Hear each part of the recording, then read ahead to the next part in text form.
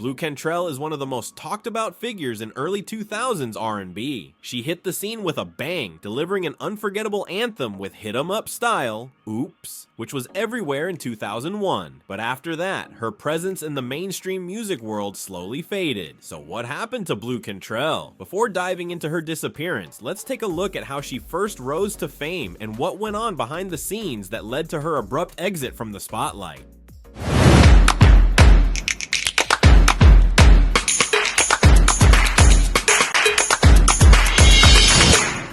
Blu Cantrell was born Tiffany Cobb in Providence, Rhode Island. Raised by her mother, a jazz singer, and her father, a former NBA player, Blu's childhood wasn't the easiest. Her father wasn't present in her life, and Blu had to rely on her mother to raise her and 5 other siblings. She always had an affinity for music, and when she was just 17 years old, she made the bold decision to move to New York City to pursue a career in music. However, breaking into the music industry wasn't easy. Blu worked several jobs to make ends meet. At 18, she even posed for adult magazines to help pay her bills. These photos, while providing quick cash at the time, would come back to haunt her later. Blu initially started in the music world by joining an all-girl group called 8th Avenue, created by legendary producer Teddy Riley. But as many groups do, 8th Avenue fell apart after a short time. It wasn't long before tragedy struck Blu's family. In 2000, her sister was involved in a car accident and went into a coma. Blu moved to Atlanta to be closer to her family, and in that city, fate had other plans for her. While in Atlanta, Blu met 2 people who would help shape her career. One was Usher, the other was producer Tricky Stewart. Stewart was already making waves in the industry and had produced hits for artists like Faith Evans and Puff Daddy. Blu's vocal talent impressed him, and he began taking her under his wing, even offering her a place to stay. However, even as Blu's career began to take off, things weren't smooth sailing. She faced a few obstacles, including a problematic record deal with Arista Records. On top of that, her past photos resurfaced, and the media started making a big deal out of them, further complicating her image. Yet Blu continued to push forward. In a key turning point, Stewart made a call to L.A. Reid, the head of Arista Records, and played him some of Blu's tracks. L.A. Reid was impressed, and Blu signed a deal with Arista. But while Blu was now officially signed, the deal came with serious consequences. She was signing away a significant portion of her future earnings. Little did Blu know, this would become one of her biggest regrets. Blu wasted no time in getting to work on her debut album, So Blue, released in 2001. One of the most memorable tracks on the album was Hit 'em Up Style, Oops, written and produced by Dallas Austin. The song was an instant success, climbing to number 2 on the Billboard Hot 100 and earning Blu a Grammy nomination. The success of the song also led to a nationwide tour, and Blu's debut album eventually went platinum.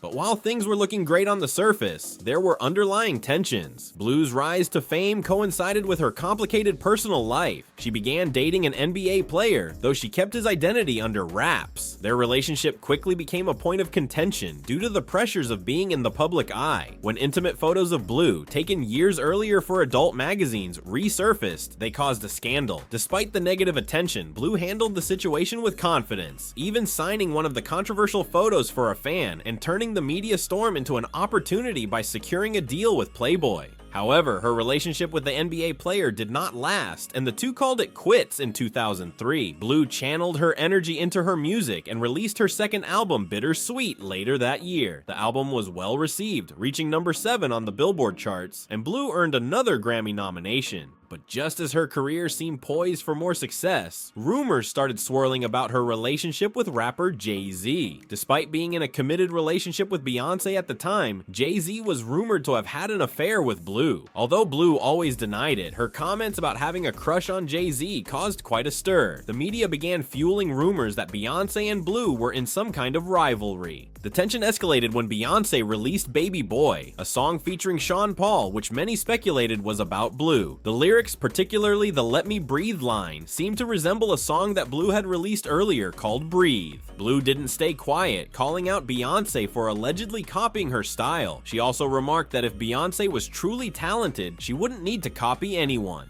But the drama didn't stop there. The industry buzzed with rumors of a deeper rivalry between the two women, especially after Beyonce and Jay-Z dropped 03 Bonnie and Clyde, a video that seemed to draw inspiration from Blue's promotional video for her track Roundup. Blu was vocal about how similar the visuals were and suggested that Beyonce and Jay-Z were using their power to erase her from the public eye. By 2004, things took a turn for the worse. Blue's label, Arista, faced internal changes when L.A. Reid left, and the lack of support from the label began to affect her career. She started to feel disconnected from the label, especially after they failed to renew her contract. With no record deal, Blu found herself in a difficult position, but she refused to give up. Instead of waiting for a label to give her the green light, she continued to perform and tour independently. However, her personal life wasn't without its complications. Blu entered into a toxic relationship with producer Tony Darrow, whom she even hired as her tour manager. Reports surfaced that their relationship had turned abusive, though Darrow denied the accusations, but the damage had been done. Blu's career began to stall. In 2007, Blu made her return to the stage, not in music, but in a play titled Gossip, Lies, and Secrets, starring alongside actresses Kenya Moore and Lisa Ray. While it showed that Blu still had star power, the music industry seemed to have moved on without her. By 2008, Blu took part in the reality TV show Celebrity Circus, but she was eliminated early, which only fueled the negative press surrounding her. Rumors about her personal life, including a supposed fling with co-contestant Antonio Sabato Jr., began circulating. Blu's reputation seemed to be spiraling out of control. After this brief return to the spotlight, Blu disappeared from the public eye, sparking speculation that she was either laying low or walking away from the chaotic world of fame. In interviews, Blu admitted that she moved to London for a while, seeking respite from the pressures of being in the limelight. But in 2012, Blu announced plans to release a new album. Fans were excited, however, the album never materialized. In 2014, Blu made headlines again after a bizarre incident in Santa Monica, where she was reportedly seen running through the streets claiming someone had poisoned her. She was taken to the hospital for a psychological evaluation, and the media quickly jumped on the story, fueling speculation about her mental health. Unfortunately, this was the beginning of a series of setbacks for Blu. Instead of receiving support, she became a target of public scrutiny. By this time, the music industry had largely distanced itself from her. Her career, once promising, had stalled completely. Blu later admitted that she hadn't made nearly as much money as she should have, particularly due to the bad contract she had signed with Arista. She recalled how the label had played a significant role in her financial struggles, even taking credit for her work without compensating her adequately. In 2020, Blu made a brief return to the stage in London, performing for a small audience. But her mental health was a major topic of conversation, with fans wondering if she was truly okay. This performance came just months before the COVID-19 pandemic would shut down the music industry for good. As of now, Blu Cantrell's career has remained in limbo. There are still some loyal fans who remember her contributions to R&B, especially with her classic hit Hit 'Em Up style. But the questions about what really happened to Blu remain unanswered. Was it poor decisions, bad timing, or was there something more to her downfall? What do you think about Blu Cantrell's journey? Do you believe her career was sabotaged, or was it just a result of poor choices? Let us know in the comments below. Don't forget to like and subscribe for more videos like this.